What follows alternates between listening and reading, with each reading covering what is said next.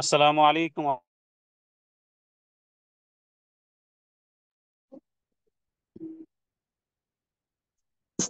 এই আপনাকে আনমিউট করেন। আমি ওই মিউট অলের অপশনে গেছি চেক করার জন্য, তখন সব মিউট হয়ে গেছে। আপনি ইয়ে করেন, এই রেকর্ডিংটা অফ করে দিয়ে নতুন রেকর্ডিং করেন। ইয়া আপনি আপনাকে আসসালামু আলাইকুম ওয়া রাহমাতুল্লাহি ওয়া বারাকাতুহু। আলহামদুলিল্লাহি রাব্বিল আলামিন ওয়াল আকিবাতু লিল মুত্তাকিন নাবিয়্যিনা মুহাম্মাদিন ওয়া আলা আলিহি ওয়া আসহাবিহি আজমাইন ওয়া মান তাবিআহুম বিইহসানিন ইলা ইয়াউমিদ্দিন, আম্মা বা'দ। শুরু হচ্ছে শব্দে শব্দে দর্সে কোরআনের। আজ আমরা 24তম পর্বে উপনীত হতে পেরেছি, আলহামদুলিল্লাহি রাব্বিল আলামিন। আজ আমরা সূরাতুল বায়্যিনা 98 নম্বর সূরা,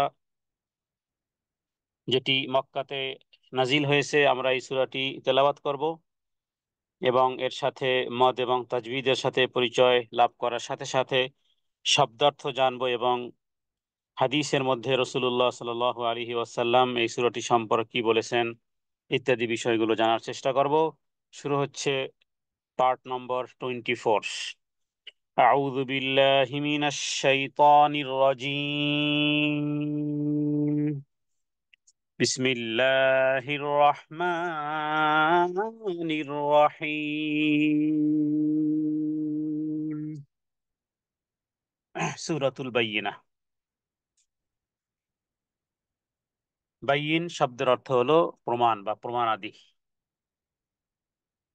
লাম ইয়াকুনিল্লাযীনা কাফারু মিন আহলিল কিতাবি ওয়াল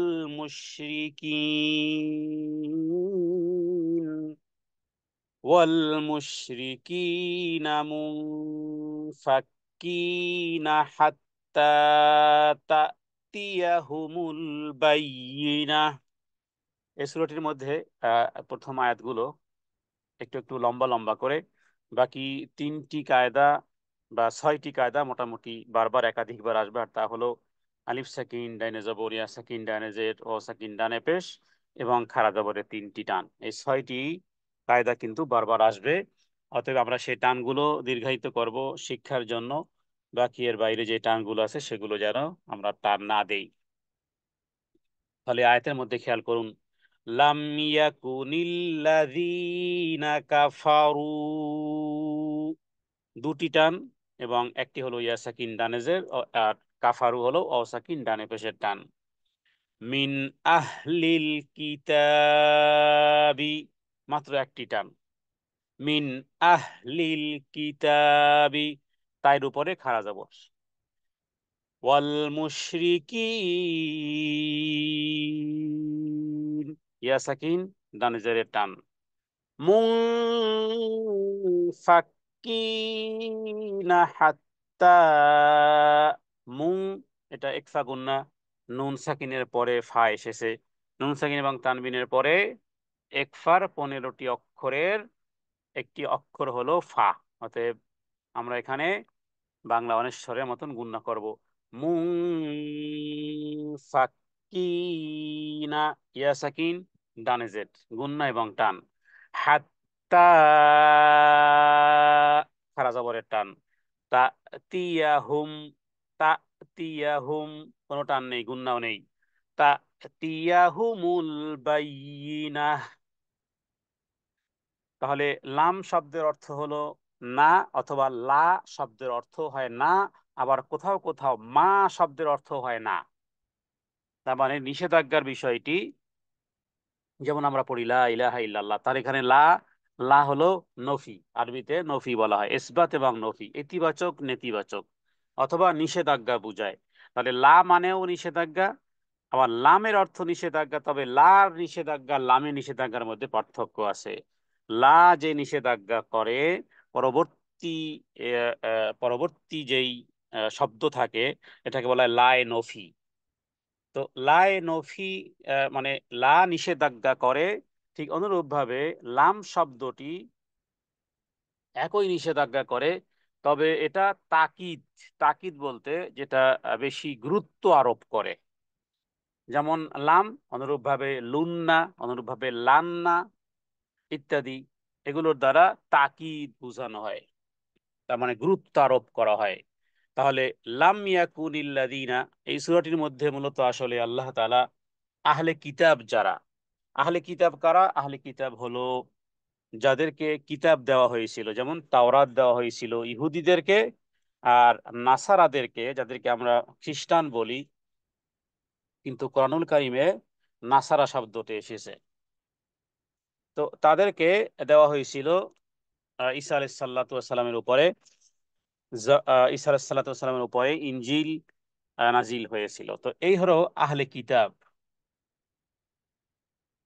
তো আহলে কিতাবরা যারা, তারা তারা মূলত যখন রসুল্লাহ সাল্লাল্লাহু আলাইহি ওয়াসাল্লামের উপরে কোরআন নাজিল হয়েছে এবং মুহাম্মদ সাল্লাল্লাহু আলাইহি সাল্লাম নবুয়ত পেয়েছেন, যদিও তারা তাদের ধর্মকে বিকৃত করে করে করে করে, ইহুদিরা যেমন বিভিন্ন কুফরি কর্মকাণ্ডে তারা যেমন জড়িত হয়ে গিয়েছিল, অনুরূপভাবে যারা নাসারা ছিল তারাও মূলত ঈসা আলাইহিস সালাতু ওয়াস সালামকে বা মসিহকে আল্লাহর পুত্র হিসেবেও তারা গণ্য করে ফেলেছিল।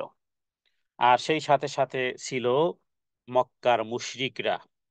তো তাদের কাছে সুস্পষ্ট প্রমাণ ছিল ধর্মগ্রন্থে, সমস্ত ধর্মগ্রন্থ যেহেতু একটি জায়গা থেকেই এসেছে, অতএব সূত্র বাকি ছিল, কিন্তু সুস্পষ্ট প্রমাণ থাকার পরেও তারা রাসূলুল্লাহ সাল্লাল্লাহু আলাইহি ওয়াসাল্লামকে নবী হিসেবে মানতে অস্বীকার করেছিল, বিধায় এটাকে কুফরি শব্দ উল্লেখ করা হয়েছে।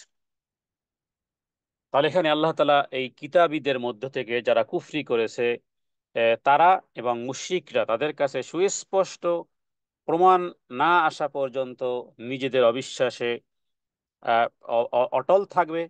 তো কিতাবধারীদের মধ্যে যারা কাফের ছিল আর যারা মুশরিক ছিল, তারা তাদের ভ্রান্ত মতে এবং পথে থাকতো যতক্ষণ না তাদের কাছে সুস্পষ্ট প্রমাণ আসতো। তো পরবর্তী আয়াতে কিন্তু মানে প্রথম আয়াতে তাদের কিছুটা প্রশংসা করা হয়েছে, কিন্তু দ্বিতীয় আয়াতে যে তাদের কাছে সুস্পষ্ট প্রমাণ এসেছে, যেমন একাধিক হাদিস থেকে পাওয়া যায় যে ইহুদিদের একজন সর্দার ছিল, তার নাম ছিল আব্দুল্লাহ ইবনে সালেম রাদিয়াল্লাহু তাআলা আনহু। ইহুদিদের বহুত বড় আলেম ছিল, পণ্ডিত ছিল, এবং বলা হয় তার ব্যাপার যে তাওরাত ওই সময়কালে তাওরাত তার মুখস্থ পর্যন্ত ছিল। শরীফ ব্যক্তি ছিল, এলাকার সর্দার ছিল, গোত্রের সর্দার ছিল।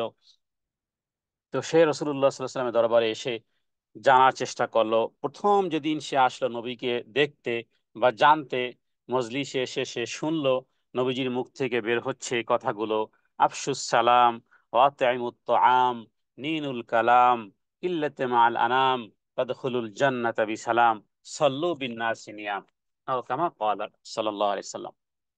যে বেশি বেশি করে সালাম প্রদান করো, ক্ষুধার্তকে খাবার খাওয়াও, নম্র ভাষায় কথা বলো, এবং যখন মানুষ ঘুমিয়ে থাকে তখন উঠে সালাত আদায় করো, তাহলে কি হবে? তাদখুলুল জান্নাতা বিসালাম, তাহলে শান্তির সাথে জান্নাতে প্রবেশ করতে পারবে। এটি হলো আব্দুল্লাহ ইবনে সালাম রাদিয়াল্লাহু তাআলা আনহুর ঘটনা। তিনি এসে মুহাম্মদ সাল্লাল্লাহু আলাইহি ওয়াসাল্লামের কাছ থেকে, কারণ প্রথমেই তিনি ট্রাই করতে এসেছেন, দেখতে এসেছেন যে নবী দাবিদার লোকটি কি বলে, দেখতে এসেছেন, শুনতে এসেছেন। যখন আব্দুল্লাহ ইবনে সালাম রাদিয়াল্লাহু তাআলা এই কথাগুলো শুনেছেন, যেহেতু তিনি আলেম ছিলেন, হ্যাঁ, ইহুদিদের পণ্ডিত ছিলেন, তিনি বুঝে ফেললেন যে ব্যাপার কি, এই কথাগুলো তো তাওরাতেরই কথা, এই কথাগুলো তো তাওরাতেরই কথা। তো মনে প্রাণে তখনই, যিনি দেখতে এসেছেন, মনে প্রাণে তাওহীদের প্রতি বিশ্বাস তার এসে গেছে। তো তার ব্যাপারে জানা যায় যে পরবর্তীকালে তিনি যখন ইসলাম ধর্ম গ্রহণ করলেন, তো তার এবং সে বলল রাসূলুল্লাহ সাল্লাল্লাহু আলাইহি ওয়াসাল্লামকে ইহুদিরা যে কত গাদ্দার, এই বিষয়গুলো রাসূলুল্লাহ সাল্লাল্লাহু আলাইহি ওয়াসাল্লামের কাছে উপস্থাপন করলো। এরপর একদিন এমন ঘটনা ঘটেছিল যে ইহুদিদের অনেক বড় লোকজন তারা নবীজির কাছে এসেছিল, এবং নবীজি তাদেরকে জিজ্ঞেস করলেন যে তোমরা তোমাদের সর্দারের ব্যাপারে কি বলো। বলছে সে অত্যন্ত শরীফ ব্যক্তি, ভালো, আমাদের মধ্যে পণ্ডিত এবং খুব উচ্চ পর্যায়ের একজন আলেম ব্যক্তি আমাদের মধ্যে। আর আব্দুল্লাহ ইবনে সালাম একটু লুকায়িত ছিলেন পরীক্ষা করার জন্য। নবীজি বলেছিলেন যে তুমি একটু আবডালে থাকো। তো এরপরে যখন আব্দুল্লাহ ইবনে সালামকে নবীজি বললেন যে সামনে এসে তুমি বলো, তো সে বলল যে আমি তো ইসলাম ধর্ম গ্রহণ করেছি। সাথে সাথে ইহুদিরা একটু আগেই যার প্রশংসা করলো, আর যখন আব্দুল্লাহ ইবনে সালাম তাদেরকে এসে বললেন যে আমি তো ইসলাম ধর্ম গ্রহণ করি, সাথে সাথে ইহুদিরা এই আব্দুল্লাহ ইবনে সালাম রাদিয়াল্লাহু তাআলা আনহুকে একেবারে বজ্জাত, তারপরে আরো বিভিন্ন রকমের গালাগালি করতেছিল। তো এই হলো মানে আহ, উপস্থিত মজলিসি চোখ উল্টানো জাতি বলা যায় যে ইহুদি জাতি। তো এই সূরা বাইয়িনার মধ্যে আল্লাহ তাআলা স্পষ্ট করেছেন যে রাসূলুল্লাহ সাল্লাল্লাহু আলাইহি ওয়াসাল্লামের উপরে কোরআন নাজিল হয়েছে, তিনি আবৃত করতেন, এবং যেগুলো পূর্বের সহিফারি নির্যাস। তো এই আয়াতের মধ্যে শব্দগতভাবে লাম মানে না, আর কানা ইয়াকুনু মানে হওয়া।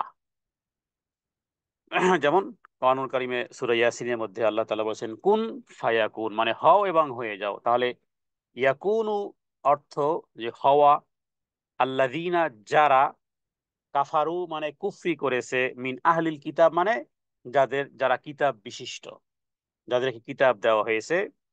তো এরপরে মুশরিকিনা শব্দের অর্থ হলো মুশরিকদের মধ্য থেকেও, মানে এবং মুশরিক, আর মুশরিকিন হলো বহুবচন, মুনফাক্কিন হলো কুফরি থেকে বিরত হওয়া।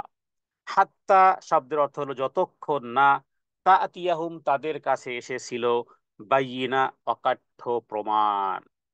তাহলে এই আয়াতের অর্থ হয় যে আহলে কিতাব এবং মুশরিকদের মধ্যে যারা কাফের ছিল তারা কখনোই প্রত্যাবর্তন করতো না যতক্ষণ না তাদের কাছে সুস্পষ্ট প্রমাণ আসতো।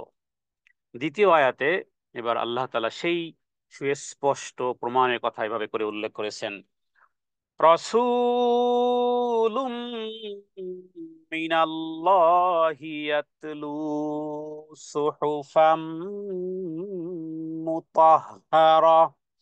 রসুলুম, এখানে সিন অ পেশ, সু অ সাকিন ডানে পেশ, আর লুম ওয়াজিব গুন্না, নুনের উপরে মিমের উপরে তাসদিদ হলে ওয়াজিব গুন্না করতে হয়।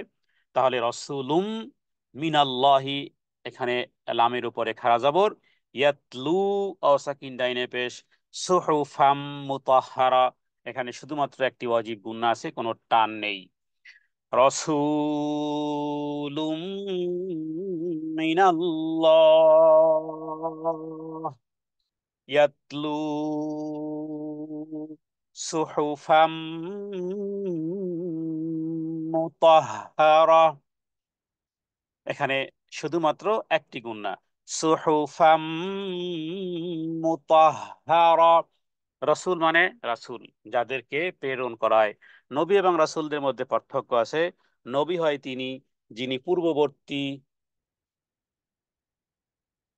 নবী হন তিনি যিনি পূর্ববর্তী কিতাবের অনুসরণ করেন, তাকে বলা হয় নবী।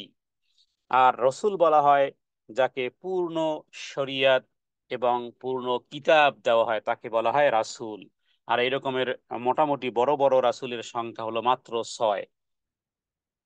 আর পূর্বের কিতাবের সাথে সম্পর্কিত যেগুলো দেওয়া হয়, যেগুলোকে সহিফা বলা হয়, সেগুলোর সংখ্যা 360, কেউ কেউ বলেছেন আরো কম বেশি হতে পারে। তাহলে নবী এবং রাসূলের মধ্যে আমরা পার্থক্য বুঝলাম। নবী বলা হয় তাকে যিনি পূর্ববর্তী শরীয়তের অনুকরণ করেন।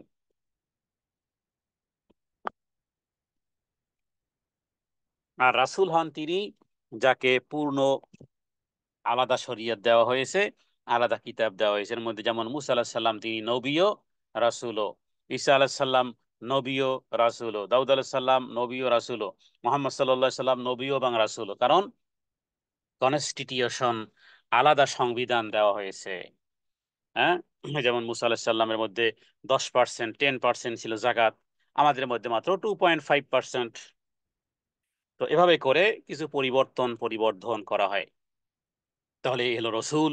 রসুল মিনাল্লাহ, মিন মানে থেকে, আর আল্লাহর পক্ষ থেকে, মিনাল্লাহ মানে আল্লাহর পক্ষ থেকে।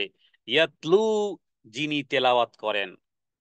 হ্যাঁ, দেখুন ইয়াতলু, এই কোরআনুল কারীমে ইয়াতলু শব্দটি একাধিক জায়গাতে আছে। কোরআনুল কারীম নাজিল এবং নবীকে প্রেরণের মধ্যে একটা এটাও ছিল যে সে তেলাওয়াত করবে এবং মানুষকে পবিত্র করবে। তাহলে তেলাওয়াতের সাথে সম্পৃক্ততা প্রত্যেক ব্যক্তির থাকাটা বাঞ্ছনীয়, যিনি কোরআনুল কারীম যিনি কোরআনুল কারিমের সাথে সম্পৃক্ত থাকতে চান তাকে অবশ্যই যে কোনো মূল্য হোক তেলাওয়াত তাকে শিখতেই হবে। সুহুফান মানে সহিফা সমূহ, মুতাহহারা মানে পবিত্র। তাহলে আল্লাহর পক্ষ থেকে এক রাসূল যিনি পবিত্র কিতাব সমূহ তার উপরে নাজিল হয়েছে, পবিত্র গ্রন্থ, এবং সেই রাসূল যিনি আবৃত করতেন, সেই রাসূল যিনি আবৃত করতেন। তৃতীয় আয়াত, ফিহা কুতুবুন কাইয়্যিমা। ফিহা, ফিহা এখানে ইয়া সাকিন ডানে জের আর হলো আলিফ সাকিন ডানে জবরের টান, তার মানে ফিহার মধ্যে দুটি টান। কুতুবুন কাইয়্যিমা, দেখুন টান এবং গুন্না যত বেশি করবেন অত আপনাদের তেলাওয়াত বিশুদ্ধ হবে, ভুল থেকে শুধরে যেতে পারবেন।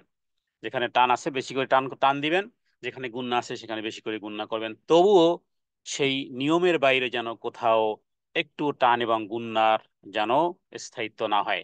তাহলে ফিহা দুটি টান পেলাম।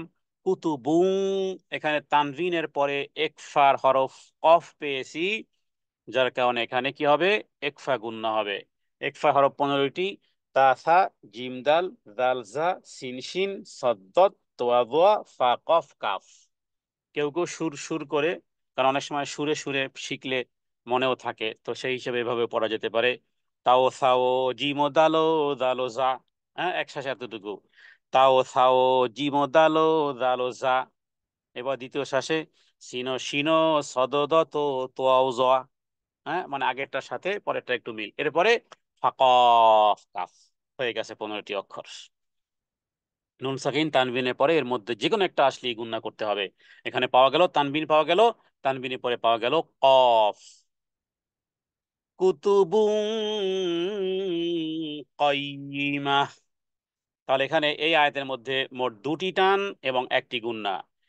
ফিহা কুতুবুন কাইয়্যিমা, ফি অর্থ হয় মধ্যে, হা মানে উহার, তার মধ্যে, উহার মধ্যে। এই হা মানে ওই যে যেই কিতাব নবীর উপরে এসেছে।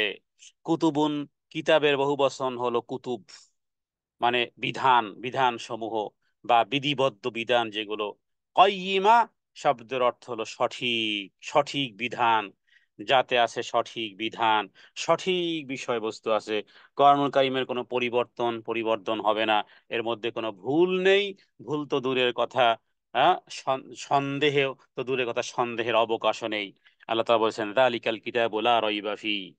তাহলে কোরআনুল কারীমের যে সমস্ত বিধানগুলো আছে, আল্লাহ তাআলা দেয়া এই বিধানের মধ্যে কোনো সংযোজন বিয়োজন, এর মধ্যে কোনো রকমের অ্যাডেড ডিডেক্টেড হবে না কিয়ামত পর্যন্ত। এটাকে সঠিক বিধিবদ্ধ বিধান ওই সময়কালে মানুষের জন্য, এবং আনেওয়ালা নবীর আগ মুহূর্ত পর্যন্ত, যেহেতু আমাদের পর এখন নবী আসবে না, কিয়ামতের আগ মুহূর্ত পর্যন্ত ঈসা আলাইহিস সালাতু আসবেন, তিনি এই কোরআনুল কারীম এটাই হবে তার কনস্টিটিউশন, এটাই হবে তার বিধিবদ্ধ সঠিক বিধান।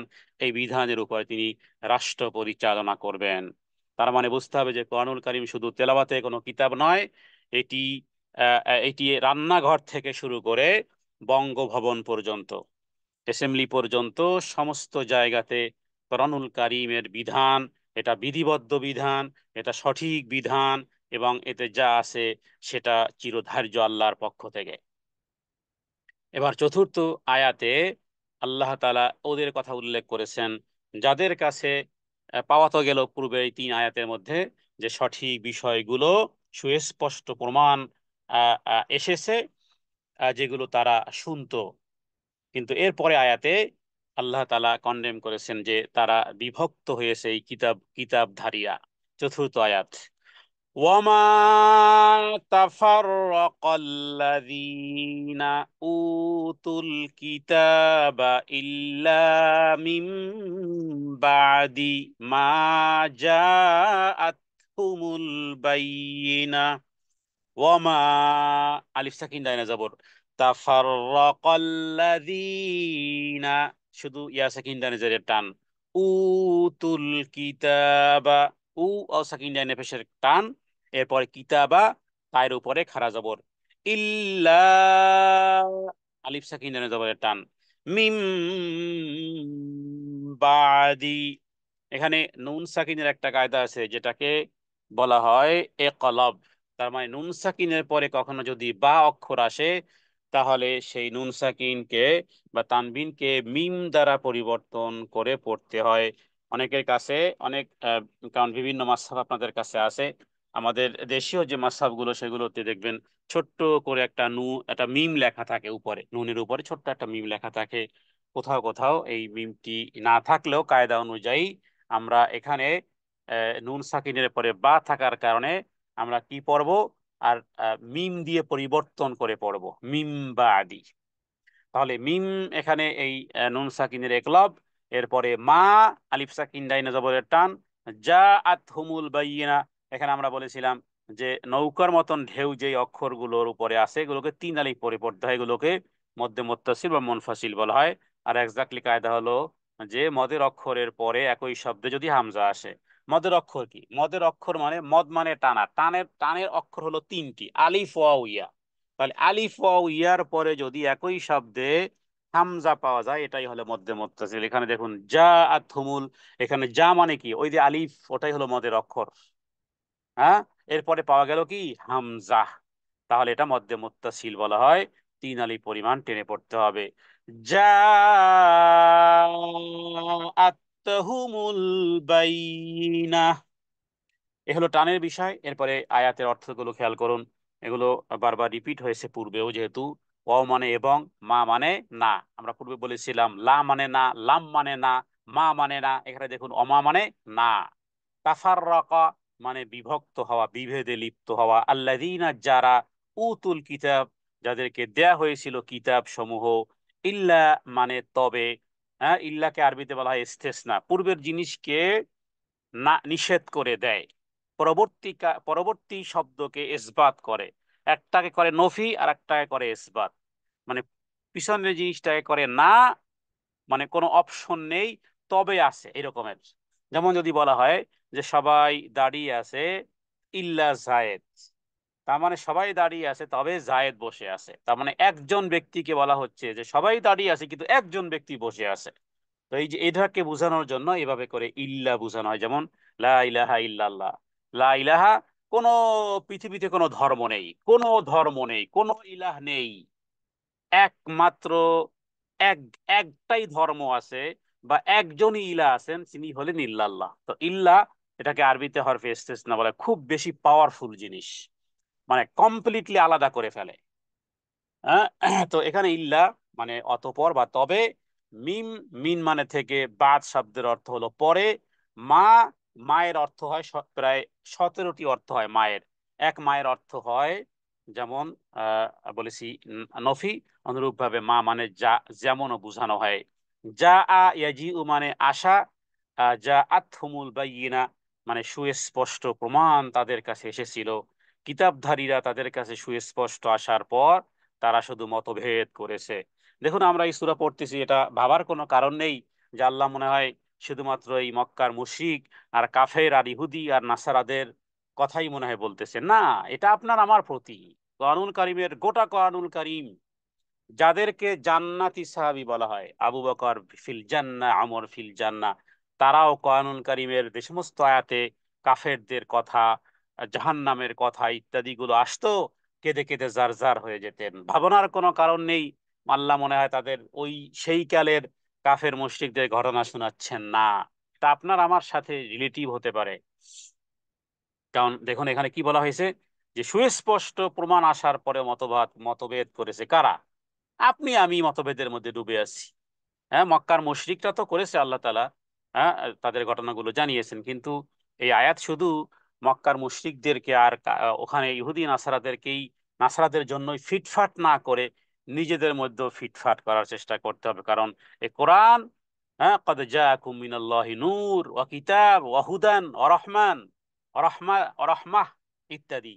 তাহলে এখানে এটা থেকে এতটুকু বোঝা যে আমাদের কাছেও কিন্তু সুস্পষ্ট প্রমাণ আছে, তারপরও আমরা মতভেদ করি, তারপরও মতভেদ করি। দেখুন মতের ভিন্নতা হতে পারে কিন্তু আদর্শের বিপরীত আমরা কিন্তু অনেকেই নয়। আমাদের মধ্যে মতের বিভিন্নতা থাকতে পারে কিন্তু আদর্শের বিপরীত নয়, অথচ আমরা একে অপরকে যেই পরিমাণ কন্ডেম করি, যেই পরিমাণ অপমান আর অপদস্থ করি, আল্লাহর কসম, এই জাআত হুমুল বাইয়িনা সুস্পষ্ট প্রমাণ আমাদের কাছে আসার পরেও সূরা হুজুরাত পারস্পরিক কিভাবে কথোপকথন করতে হবে, কিভাবে বিষয়গুলো করতে হবে, সেই সুস্পষ্ট প্রমাণ থাকার পরেও আমরা ভুলে যাই।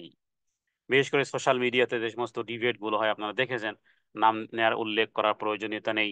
হ্যাঁ, একে অপরকে ধরাশায়ী করার জন্য অনেক শব্দ ব্যবহার করা হয়।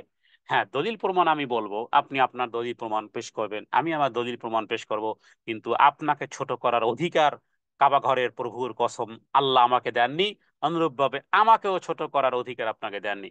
বরং আপনি আপনার দলিল প্রমাণ করবেন, দলিল বলবেন, কিন্তু কোন একটা ওয়ার্ড যদি আমি আপনাকে করি ছোট, তুচ্ছ তাচ্ছিল্য করার চেষ্টা করি, তাহলে সত্যি এটা শরীয়ত এটা সমর্থন করে না। তাহলে সুস্পষ্ট প্রমাণ আল্লাহর পক্ষ থেকে এসে গেছে, সুতরাং মতভেদ তারাও করেছিল, আমরাও কিন্তু মতভেদের মধ্যে ডুবে আছি।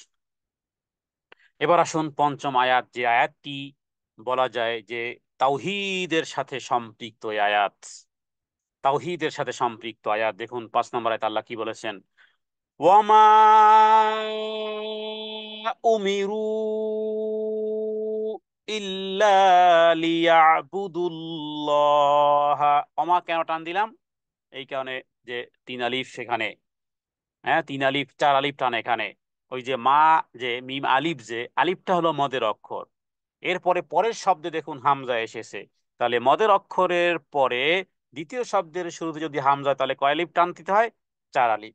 এটাকে বলা হয় মদ্দে, মাদ্দে মুনফাসিল। মাদ মানে কি? মাদ মানে টানা, মুনফাসিল মানে আলাদা, মুত্তাসিল মানে একত্রিত। হ্যাঁ, এই সমস্ত বিষয়গুলো যখন আপনারা তখন নিজেই খুঁজে বের করতে পারবেন যে আসলে ঘটনা কোথায়। তাহলে উমিরু আও সাকিন ডাইনে পেশ, ইল্লা আলিফ সাকিন ডাইনে জবর, লিয়া আবুদুল্লাহ লামের উপরে খাড়া জবর, মুখলিসিনা ইয়া সাকিন ডানে জেরের টান, লাহুদ্দিনা ইয়া সাকিন ডানে জের।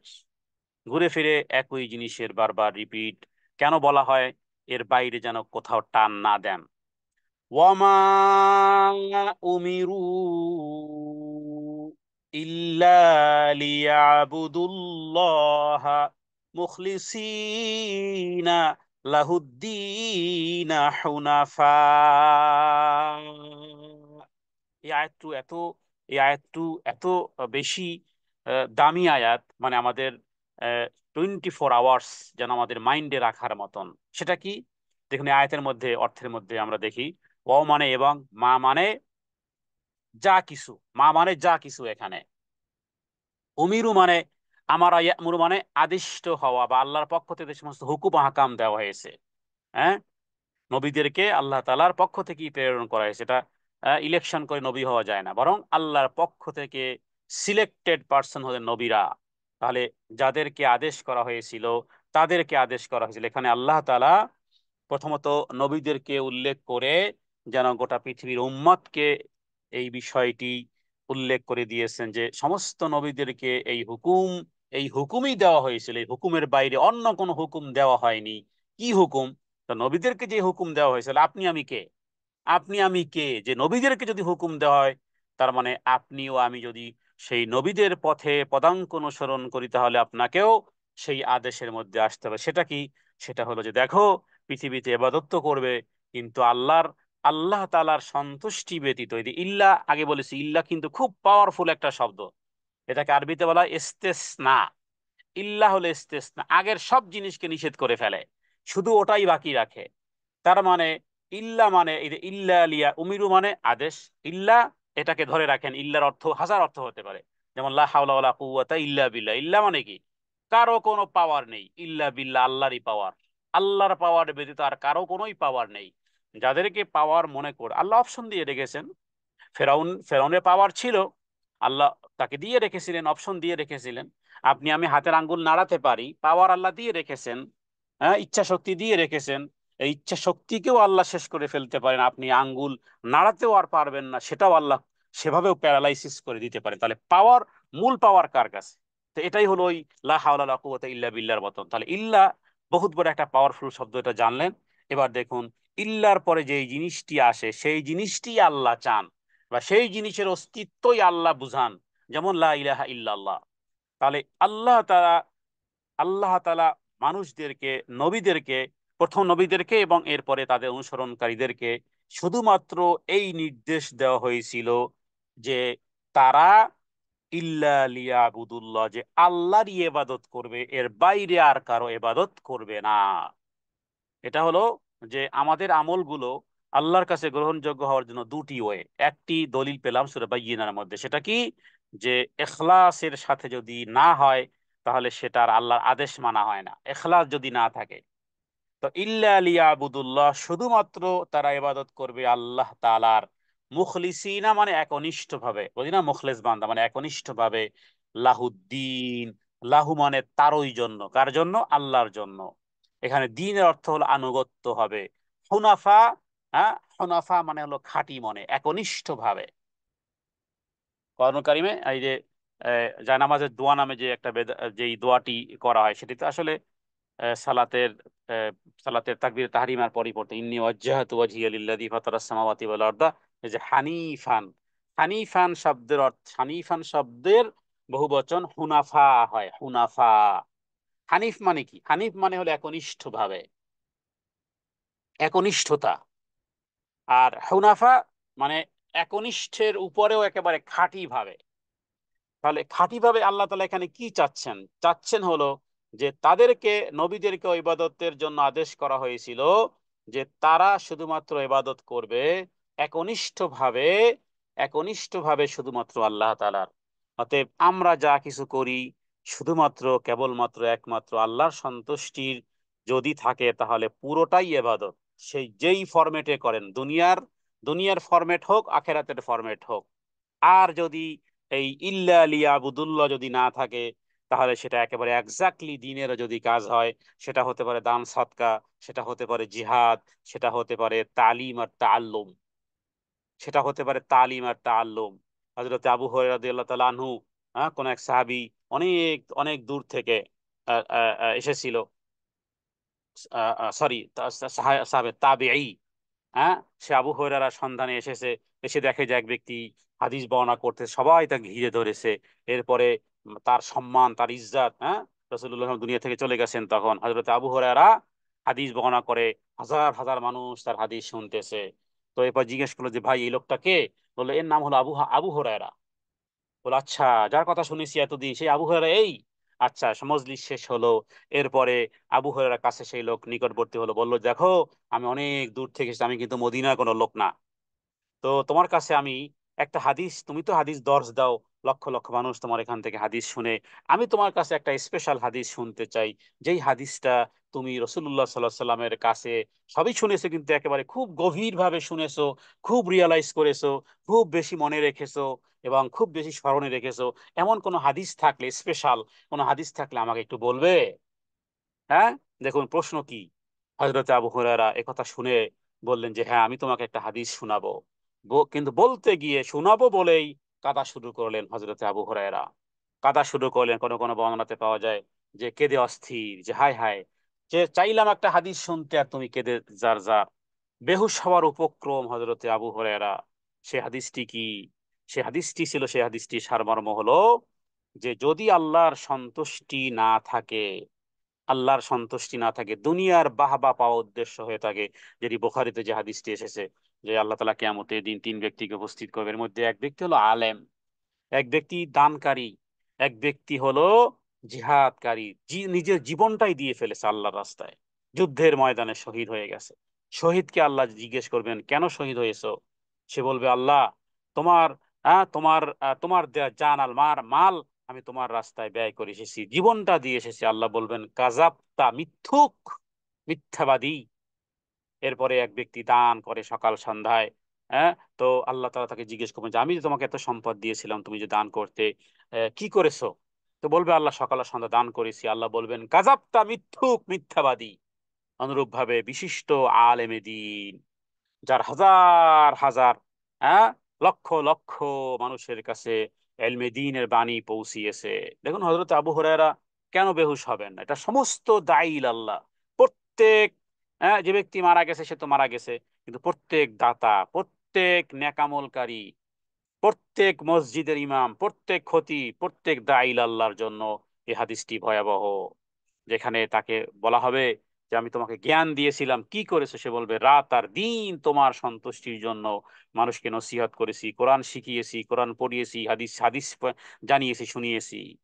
আল্লাহ বলবে মিথ্যুক, মিথ্যাবাদী। মানুষ তোমাকে দাইল আল্লাহ বলবে, মানুষ তোমাকে আলেমে দিন বলবে ইত্যাদি, পাওয়ার আশায়, নেশায়, বাসনায়, কামনায় তুমি করেছো, আমার সন্তুষ্টি ছিল না, মিথ্যুক। আল্লাহ এদেরকে জাহান্নামে নিক্ষেপ করবেন। হযরত আবু হুরায়রা এই হাদিস বর্ণনা করতে গিয়েই বেহুশ হওয়ার উপক্রম। তবে মনে রাখবেন, আবার এই হাদিস যেন শয়তান আবার আমাকে ধোঁকা দেয়, ঠিক আছে তাহলে এতই যখন সমস্যা তাহলে বাদ দিলাম, করলাম না, না। এ দুইয়ের মধ্যে আপনাকে রাখতে, শয়তানকে বিজয়ী করা যাবে না, কারণ এলমে দিন গোপন করা যাবে না। আল্লাহ তাআলা সম্পদ দিয়েছেন, রাত আর দিন ব্যয় করতে হবে, শুধু একটু মনটা ঘুরিয়ে দিতে হবে। হ্যাঁ, হাদিস যখন জানা গেল, তখন তো আমরা জানলাম যে মানুষের সন্তুষ্টি, মানুষ কি দিতে পারে? সারা পৃথিবী মানুষ যদি কয়লাকে স্বর্ণ বলে, স্বর্ণ হয়ে যায়? সারা পৃথিবী মানুষ যদি স্বর্ণকে কয়লা বলে, হয়ে যায়? স্বর্ণকে সব কয়লা হয়ে যায়? কিছুই হয় না, কিছুই হয় না। সুতরাং মানুষ আমাকে জুতার মালা দিক আর ফুলের মালা দিক, ডাজ নট ম্যাটার।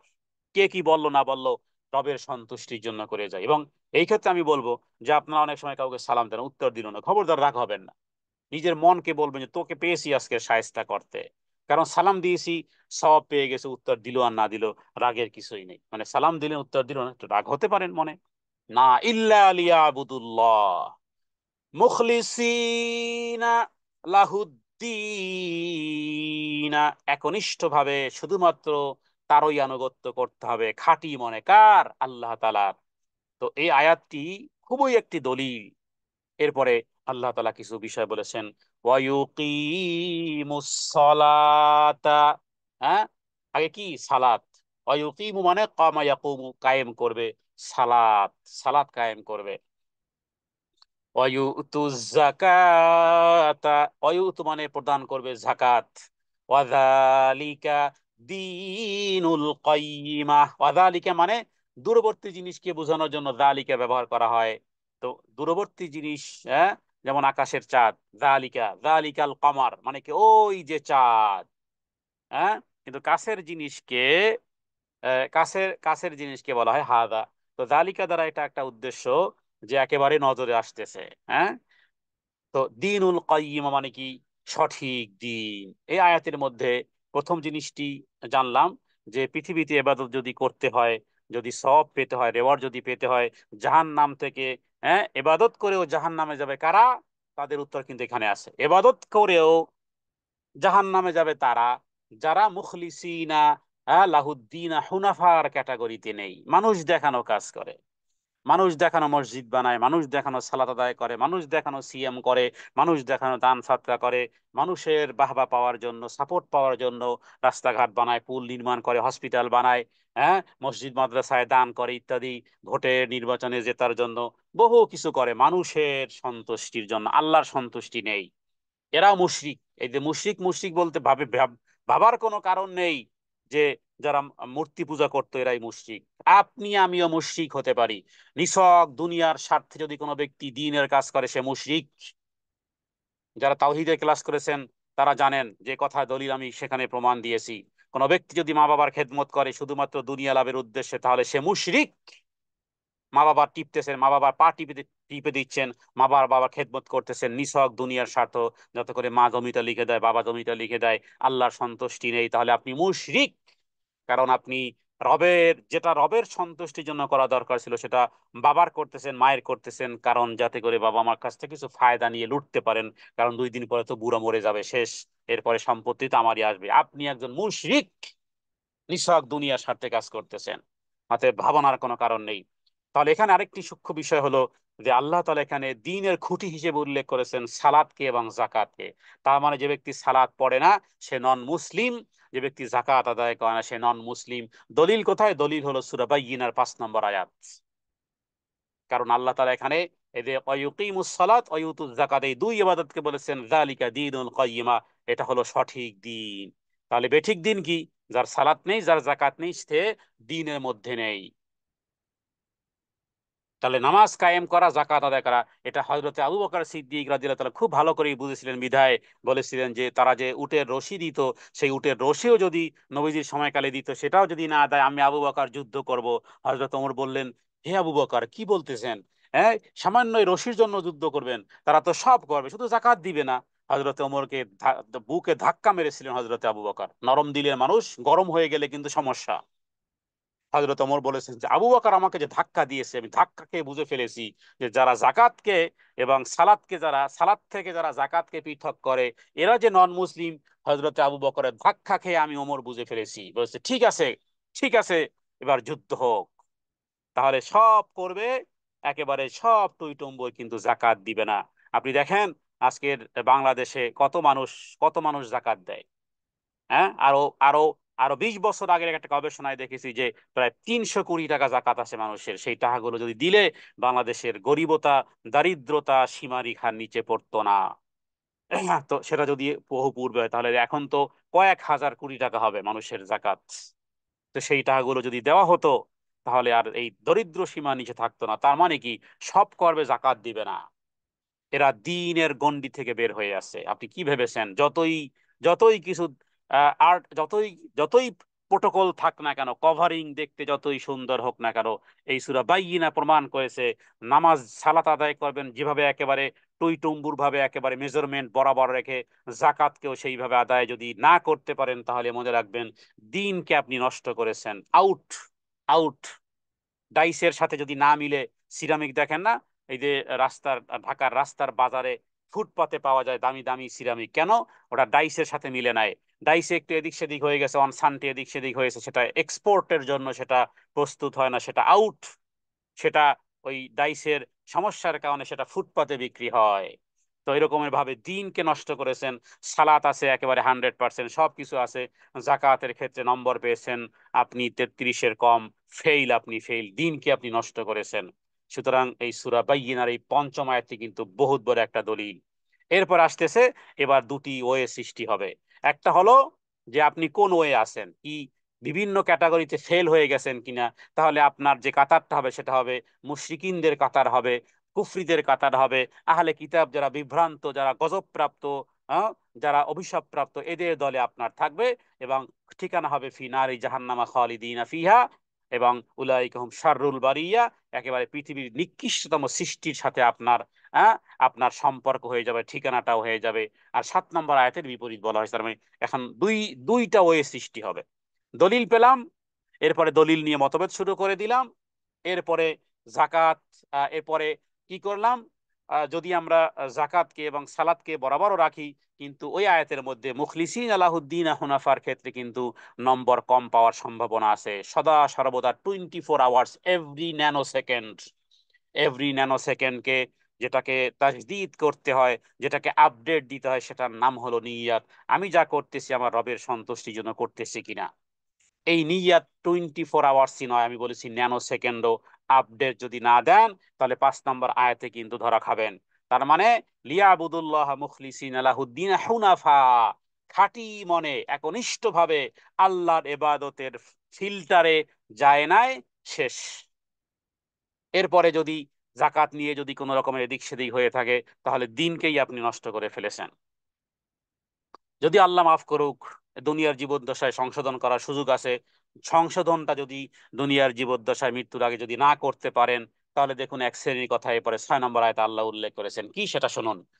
ইন্নাল্লাযীনা কাফারু মিন আহলিল কিতাবি ওয়াল মুশরিকিনা ফি নারি জাহান্নামা খালিদিনা ফিহা উলাইকা হুম শাররুল বারিয়াহ। প্রত্যেকটা আয়াত থেকে আমাদের শিক্ষণীয় আছে। প্রত্যেকটা আয়াত যেন আমাকে কিছু বলতেছে, আমাকেও কিছু ফিডব্যাক দিতে হবে। তাহলে এখানে ইন্না মানে নিশ্চয়ই, আল্লাযীনা যারা কুফরি করেছে, এই কুফরি বলতে শুধু কাফেরদেরকেই মিন নয়, বরং আপনার আমার মাধ্যমেও কুফরি হয়ে যেতে পারে। সূরা ইউসুফের 106 নম্বর আয়াতে আল্লাহ বলেছেন যে অনেক অধিকাংশ মুমিন আছে যারা মুশরিক। হ্যাঁ, আমা ইউমিনু আকসারুহুম বিল্লাহি ইল্লা ওয়া হুম মুশরিকুন। আমি তো উদাহরণই দিলাম যে বাবা মার খেদমত করতেছেন আল্লাহর সন্তুষ্টি নেই, শুধু বাবা মার সন্তুষ্টি, আপনি মুশরিক। অতএব সাবধান, অ্যালার্ট হন। আল্লাহ মাফ করেও যদি দুনিয়া থেকে চলে যান এই রকমের কোনো ভ্রান্ত মতবাদ নিয়ে, দিনের শিক্ষা না থাকলে তাই করবেন। দিনের শিক্ষা না থাকলে দেখবেন তাই হয়। অধিকাংশ ব্যক্তিবর্গ, যে সমস্ত বাবা মারা একটু রিচ, একটু ধনী, হ্যাঁ, ছেলে মেয়েরা দেখা যায় যে আসলেই তারা আল্লাহর সন্তুষ্টি থাকে না, শুধুমাত্র মায়ের বাবার খেদমত করে। কখন কখন কখন মারা যাবে, মারা গেলেই সম্পত্তি মালিক হবে।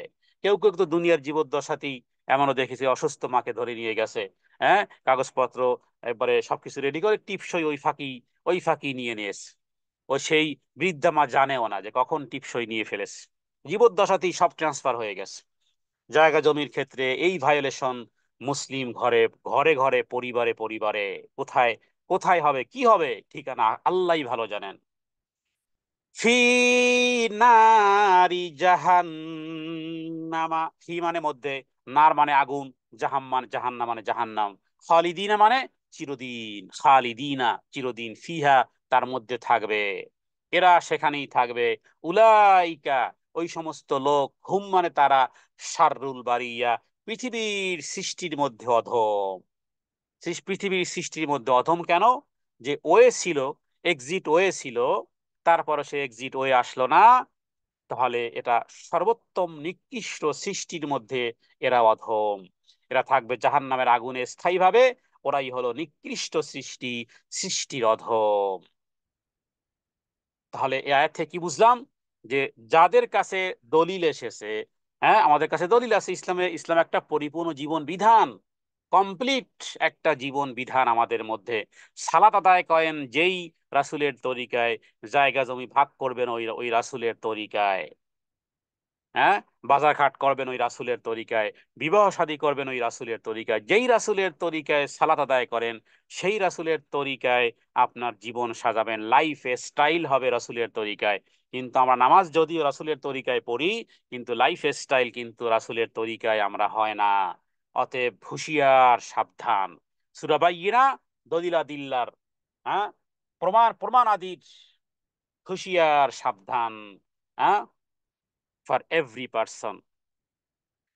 তাহলে এখানে একটি ওয়ে পেলাম। এরপরে দ্বিতীয় আরেকটি, সপ্তম আয়াতে আল্লাহ তাআলা সুসংবাদ দিয়েছেন তাদেরকে, যাদের কাছে দলিল আদিল্লাহ এসেছে, হ্যাঁ, হুমুল বাই সুহফা মুতাহারা এসেছে, কুতুবুন কাইয়্যিমা এসেছে, দলিল আদিল্লাহ এসেছে, তারা সেটাকে মতভেদ করেনি।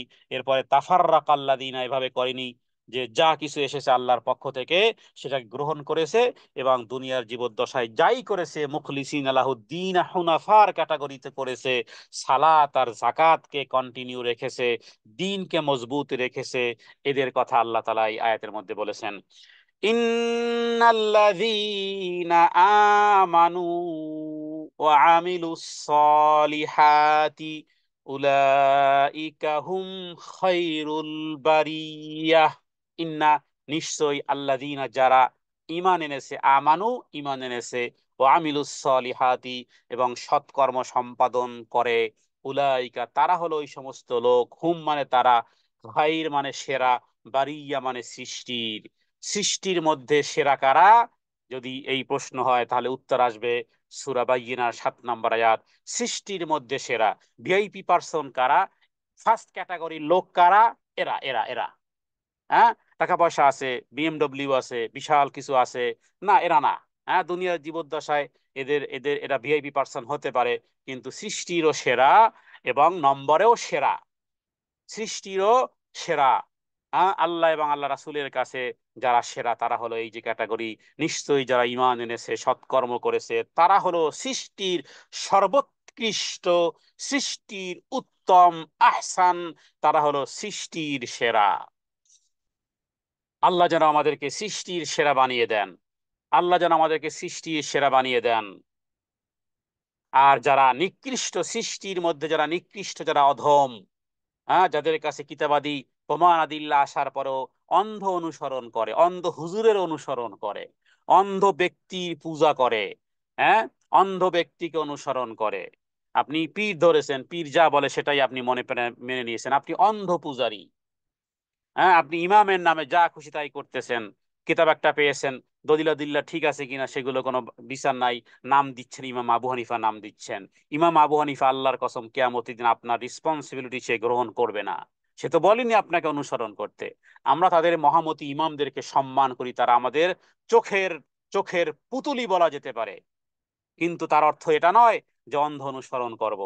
অন্ধ অনুসরণ তো আবু বকর ওমরকেই করি না, এটা হলো ইমানের লেয়ার। এটা ইমানের লেয়ার। এখান থেকে শিখে নেন। আবু বকর আর ওমর কি আমরা অন্ধ অনুসরণ করি, অথচ আবু বকর ফিল জান্নাহ ওমর ফিল জান্নাহ। হ্যাঁ, যদি রাসূলুল্লাহ সাল্লাল্লাহু আলাইহি ওয়াসাল্লামের অনুসরণে শুধু আবু বকর ওমর কেন, আফ্রিকার রাখাল কালো গোলাম তার কথাও যদি অনুসরণে মিলে যায় তাহলে তার কথাকেও আহলান ওয়া সাহলান মারহাবান বিকা।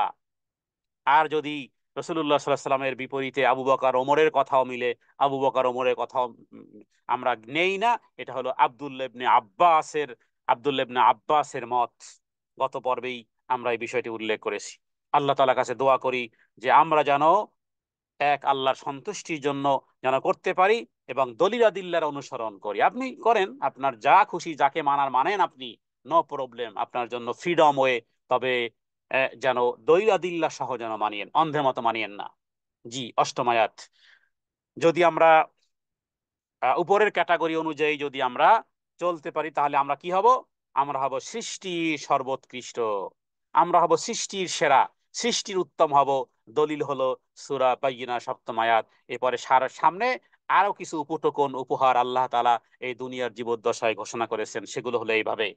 জাযাউহুম, তাদের পুরস্কার এসে গেছে। জাযা মানে কি? প্রতিদান, প্রতিফল। উহুম তাদের, কাদের? এই যে পূর্বে যাদের কথা বলা হয়েছে।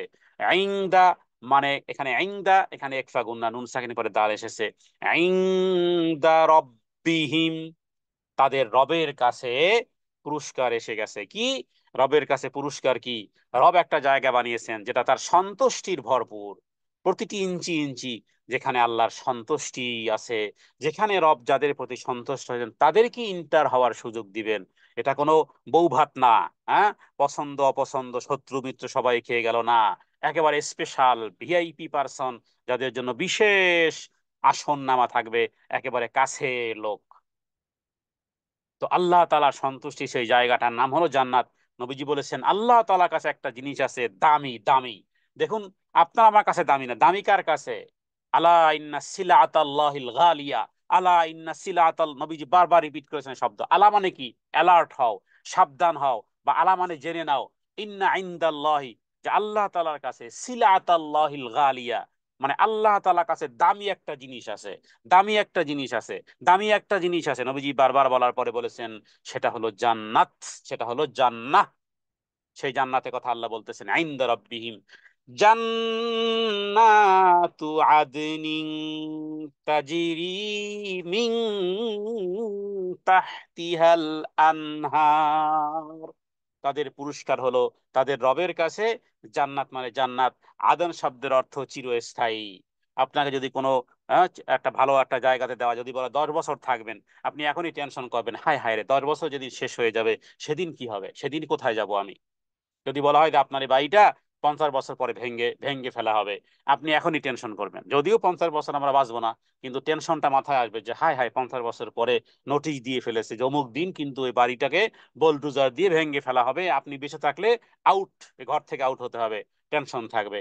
আল্লাহ আগেই টেনশন মুক্ত করেছেন, বলেছেন না, জান্নাতে যে ইন্টার হবে আর কোনোদিন তাকে ওখান থেকে বের করা হবে না, আদন, চিরস্থায়ী হবে। এরপরে ক্যাটাগরি উল্লেখ করা হয়েছে তাজিরি, তাজিরি মিং তাহতিহাল আনহার। তাজরি মানে প্রবাহিত হয়, ঝর্ণা, ঝর্ণা বহে তার তলদেশ দিয়ে। এমন জান্নাত যার তলদেশ দিয়ে ঝর্ণা ধারা। এই কোনো নোংরা পানির কোনো ঝর্ণা ধারা না, এটা কোনো বুড়িগঙ্গার ঝর্ণা ধারা না, বরং সেই ঝর্ণা ধারা সুবহানাল্লাহ। আল্লাহ তাআলা সূরা মুহাম্মাদের মধ্যে উল্লেখ করেছেন সেই ঝর্ণা দ্বারা। কিসের ঝর্ণা দ্বারা? খালিদিনা, চিরস্থায়ী হবে, ফিহা তার মধ্যে, আবাদান, আবাদান।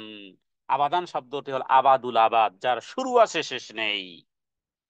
এরপরে আরেকটি উপহার, এটা যারা বুঝবে তারা সত্যি যে আমি আমার রবের সন্তুষ্টির মধ্যে আছি। এক হলো যে যে খাচ্ছি নিচ্ছি করতেছি কিন্তু রবের সন্তুষ্টি নেই, মালিকের সন্তুষ্টি। আর একটা হলো না, মালিকের সন্তুষ্টি। রাদিয়াল্লাহু আনহুম ওয়া রাদু আন। রাদিয়াল্লাহ মানে আল্লাহ সন্তুষ্ট হয়েছেন, আনহুম তাদের প্রতি, অরাদু আনহু এবং তারাও রবের প্রতি সন্তুষ্ট হয়েছে। দেখুন আল্লাহ তাআলা আমার উপরে আপনার উপরে সন্তুষ্ট আছেন কিনা এর একটা ক্যাটাগরি আছে, একটা লেয়ার আছে, একটা থার্মোমিটার আছে। প্রথমত বিপদ আপদে সাধারণত ভাবে আমরা বিগড়ে যাই। বিপদ আপদে যদি আপনি রবকে স্মরণ করতে পারেন এবং সর্ব অবস্থাতে যদি আপনি এটা বলতে পারেন, বলা মানে স্বীকার করা, শুধু শুধু পাঠ করা না, যেমন রদিতু বিল্লাহি রব্বান আবিল ইসলামি দীনান আবি মুহাম্মাদিন সাল্লাল্লাহু আলাইহি সাল্লাম। এটাও এই হাদিসের পাঠেরও একটা ফজিলত আছে, বুঝারও একটা বিষয় আছে। রদিতু বিল্লাহি রব্বান অর্থ তো জানেন আপনারা, যে আমি রবের প্রতি সন্তুষ্ট, যেই সব অ্যাঙ্গেলে সন্তুষ্ট, সব অ্যাঙ্গেলে সন্তুষ্ট। হ্যাঁ, আবিল ইসলামী দিন আর নবী মোহাম্মদ সাল্লাল্লাহু আলাইহি সাল্লাম, নবীজি বলেছেন এই দোয়া যদি কেউ তিনবার পরে সকাল আর সন্ধ্যায়, তাহলে রবও তার প্রতি সন্তুষ্ট হওয়া রবের জন্য ওয়াজিব হয়ে যায়, রবের প্রতিও সন্তুষ্ট হওয়াটা ওয়াজিব হয়ে যায়। তাহলে এটা একটা ফজিলত পেলাম, আমরা সকাল সন্ধ্যায় এই আজকার গুলো করব। তবে সেই সাথে সাথে এটাও মনে রাখতে হবে, কখনো যদি মনে হয় যে রব আমার প্রতি সন্তুষ্ট আছেন কিনা, আপনি রবের প্রতি সন্তুষ্ট আছেন কিনা, এবং সর্ব অবস্থাতে আপনার আপনার দিল ও দেমাগ, আপনার জিহ্বা, আপনার ঠোঁট, আপনার অন্তঃকরণ রবের স্মরণে সদা জাগ্রত আছে কিনা। যদি জাগ্রত থাকে তাহলে মনে রাখবেন আপনার মালিক আছে, আপনার রব আপনার প্রতি সন্তুষ্ট আছে, বিধায় তৌফিক দিয়েছেন। তৌফিক দিয়েছেন দুই ভাবে, এক হলো তাকে স্মরণ করার তৌফিক দিয়েছেন, হ্যাঁ, আর হলো যে তার প্রতি সন্তুষ্ট থাকাও, তার প্রতি সন্তুষ্ট থাকাটাও এবং তাকে স্মরণে রাখাও এট এ টাইমে। যখন এই দুই জিনিস আপনার মধ্যে দেখবেন, তখন আপনি অবশ্যই মনে করতে পারেন যে আমার রব আমার প্রতি সন্তুষ্ট আছে। হ্যাঁ, আল্লাহুম্মা আইন্নি আলা যিকরিকা ওয়া শুকরিকা ওয়া হুসনি ইবাদাতি, এই দোয়ার যেটা বললাম বাংলাতে এতক্ষণ, এটাই ঈদের দোয়া। এটা মুআজ বিন জাবাল রাদিয়াল্লাহু তাআলা নবীজি শিখিয়েছিলেন, বলেছেন হে মুআজ তোমাকে ভালোবাসি। হে মুআজ, এই কথা প্রত্যেক সালাতের পরে বলবে। অনেকেই আমরা দোয়া কালাম পড়ি কিন্তু অর্থ জানেন না। আমরা ইনশাআল্লাহ আমরা চেষ্টা করব যে হাদিসে বর্ণিত যে সমস্ত দোয়াগুলো, জিকির আজকার গুলো, তাসবিহ তাহলিল গুলো আছে, সেগুলো আমরা খুব বেশি এক্সপ্লেইন করব, অর্থ সহ আমরা সেগুলো পড়বো। আমরাই শুরু করব ইনশাআল্লাহ। আমরা শব্দে শব্দে দর্শে কোরআন, সপ্তাহে একদিন হতে পারে আমরা ওই জাতীয় তাসবিহ তাহলিল গুলো, শুধু অনেক বোনেরা মুখস্থ করেন, অনেক ভাইরা মুখস্থ করেন, কিন্তু জানেন না, অর্থ জানেন না। অর্থ জানেন না, লা ইলাহা ইল্লাল্লাহ অর্থই অনেকে জানেন না। সূরা ফাতিহার তো কোরআনুল কারীম যেহেতু এটা রেকর্ডিং শুনে জানতে পাবেন, কিন্তু তাসবিহ তাহলিলের অর্থ অনেকেই জানেন না, যেগুলো আমরা সকাল সন্ধ্যা জিকির আজগার গুলো করি ইনশাআল্লাহ। তাহলে এখানে বিষয়টি হলো যে আমরা রবের প্রতি সন্তুষ্ট আছি, রবও আমাদের প্রতি সন্তুষ্ট আছে কিনা দেখার একটা লেয়ার বললাম কি, যে 24 আওয়ার্স আপনি রবের প্রতি সমস্ত অ্যাঙ্গেলে সন্তুষ্ট আছেন কিনা এবং রবের স্মরণে আছেন কিনা, এটাও একটা রবের সন্তুষ্টি, যে আপনাকে আমাকে আমাদের জিহ্বাকে আল্লাহর স্মরণের দ্বারা তরুতাজা রাখতে পারতেছি। সেটা হবে অরাদু আনহু। এরপরে যালিকা লিমান খাশিয়া রব্বা, যালিকা এটা তার জন্য যে তার রবকে ভয় করে, এটা একটা টার্ম অ্যান্ড কন্ডিশন বলা যেতে পারে। এটা কাদের জন্য? হ্যাঁ, নবীজি বলেছেন আর দিন নসিহত, দিন হলো উপদেশ। কার জন্য? সবার জন্য দিন কি নসিহত নাকি? না, সবার জন্য দিন নসিহত হয় না, সবাই উপদেশ গ্রহণ করে না। উপদেশ তো তারাই গ্রহণ করে। আল্লাহ তাআলা সূরা যারিয়াতের মধ্যে বলেছে, হে নবী উপদেশ দিতে থাকুন, ওয়াযাক্কির ফাইন্না যিকরা তানফাউল মুমিনিন, উপদেশ দিতে থাকুন, উপদেশ মুমিনদের বড় কাজে লাগে, মুমিনদের উপকার বয়ে নিয়ে আসে। তানফাউল মুমিনিন ক্যাটাগরি রয়েছে, মুমিনিনদের জন্য উপকার বয়ে নিয়ে, সবার জন্য কিন্তু উপকারী হয় না। এজন্য লিমান খাসিয়া রব্বা, যে তার রবকে ভয় করে।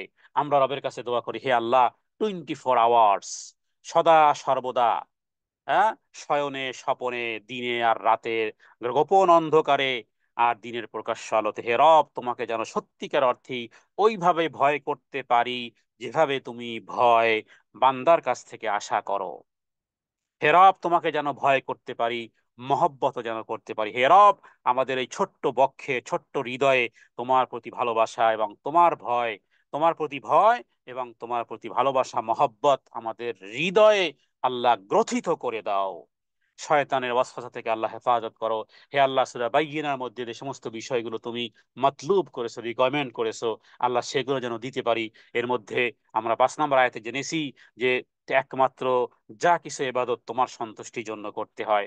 আল্লাহ কখনো যদি মানুষের বাহবা অথবা মানুষ সন্তুষ্ট যদি কখনো হৃদয়ের মধ্যে অনাকাঙ্ক্ষিত ভাবে অনিচ্ছা সত্ত্বে যদি কখনো এসে যায়, আল্লাহ সেগুলোকে দূরভীত করো। আয় রব মানুষ কিছুই দিতে পারবে না, মানুষ কিছুই দিতে পারে না। যে মানুষ প্রশংসা করে সে মানুষ পিছনে আবার নিন্দা করে, এটা মানুষের স্বভাব। হে রব মানুষের বাহবা নয়, বরং তোমার কাছ থেকে বিনিময় আশা করি।